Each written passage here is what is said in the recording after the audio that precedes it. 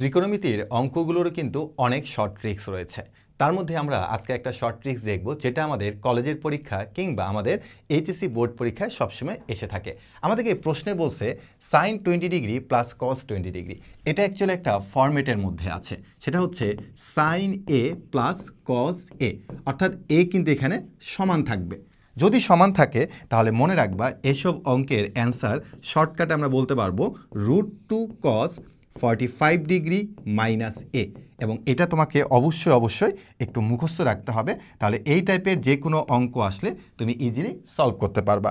তাহলে এখন একটু খেয়াল করে দেখো তো, আমাকে প্রশ্নে তারা এর জায়গায় কত বলছে, 20 ডিগ্রি বলছে। তাহলে আমি অঙ্কের অ্যান্সার বলবো হচ্ছে √2 cos 45 ডিগ্রি মাইনাস 20 ডিগ্রি। তাহলে দেখো তো ক্যালকুলেশন করলে কত হয়, √2 cos 25 ডিগ্রি। তাহলে আমার অঙ্কের অ্যান্সার দাঁড়াচ্ছে এ। আমরা আরেকটা অঙ্ক করব। আমাদের এই অঙ্কে বলছে কি, দেখো যে সাইন 27 ডিগ্রি কস 27 ডিগ্রি। তাহলে এ কোণটা কত, 27 ডিগ্রি। তাহলে এখান থেকে আমরা বলতে পারি হচ্ছে √2 cos 45 ডিগ্রি মাইনাস হচ্ছে 27 ডিগ্রি। তাহলে এটার অঙ্কের অ্যান্সার কত দাঁড়াচ্ছে, √2 cos 80 ডিগ্রি। তাহলে আমার অঙ্কের অ্যান্সার কি হচ্ছে বলতো, ডি হচ্ছে।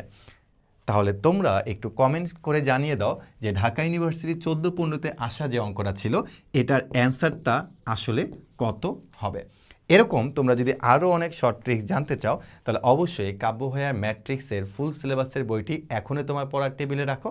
মনে রাখবা বোর্ড পরীক্ষায় আসা যত অঙ্ক আসে সবগুলোকে টাইপ ভিত্তিকভাবে এখানে সাজানো হয়েছে, এবং যে অঙ্কগুলো এখনও আমাদের বোর্ড পরীক্ষাতে আসে নাই সেই অঙ্কগুলো এখানে দিয়ে দেওয়া আছে, এবং বলা আছে যে এই অঙ্কগুলো বা এই টাইপ থেকে যে কোনো সময় তোমার বোর্ড পরীক্ষায় এমসিকিউ চলে আসতে পারে। শুধুমাত্র একাডেমিক নয়, একাডেমিকের পাশাপাশি অ্যাডমিশনে সকল ধরনের টাইপ তুমি এই বইটির মধ্যে পেয়ে যাবে।